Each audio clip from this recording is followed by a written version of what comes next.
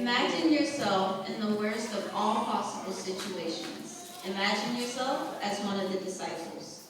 Or as one of the women who followed Jesus. Imagine that he is no longer among you because he is dead. You saw him die, you saw him buried in a tomb. There is no doubt. There's no hope. There is no future. You huddled together behind a locked door, fearing that those who tortured and killed you will come and find you next. What will happen to you, to your family, to your friends? There is no doubt. There is no hope. There is no future. You heard him say when he was alive, the Son of Man must be delivered over to the hands of sinners and be crucified, and on the third day be raised again. But you have forgotten these words, or at least they hold no hope for you anymore. The hard crucifixion is still fresh in your mind. You see and hear him in agony there, dying right in front of you, when there was nothing you could do. You think about your part in all of it and what you could have done differently. You have been frightened and hiding for days, but now it is Sunday. Early on the first day of the week, while it was still dark, Mary Magdalene went to the tomb and saw that the stone had been removed from the entrance. So she came running to Simon Peter and to the other disciple, the one Jesus loved, and said, "They have taken the Lord out of the tomb. I don't know where they have put him."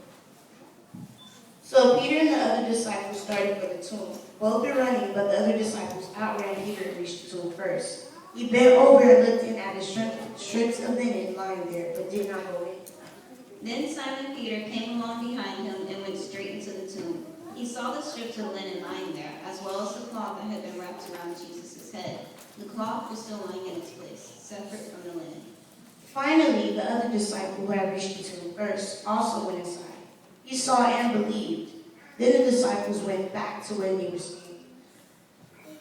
Now Mary stood outside the tomb crying. As she wept, she bent over to look into the tomb and saw two angels in white standing where Jesus' body had been, one at the head and the other at the foot. They asked her, "Woman, why are you crying?" "They have taken my Lord away, and I don't know where they have put him." At this, she turned around and saw Jesus standing there, but she did not realize that it was Jesus. He asked her, "Woman, why are you crying? Who did you are looking for?" thinking he was the gardener, she said, "Sir, if you have carried me away, please tell me where you put him, and I will get him." "Mary, Rabboni, in Aramaic, the word Rabbani means teacher. do not hold on to me, for I have not yet ascended to the Father. Go instead to my brothers and tell them I am ascending to my Father and your Father, to my God and your God." Mary Magdalene went to the disciples with the news, "I have seen the Lord." and she told them that he had said these things to her.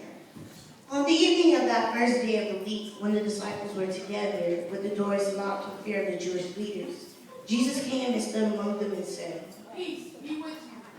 After he said this, he showed them his hands and side. The disciples were overjoyed when they saw the Lord. Again, Jesus said, "Peace be with you. As the Father has sent me, I am sending you." and with that he breathed on them and said, "Receive the Holy Spirit. If you forgive anyone's sins, their sins are forgiven. And you do not, they are not forgiven." Now Thomas, one of the 12, was not with the disciples when Jesus came. So the other disciples told him, "We have seen the Lord."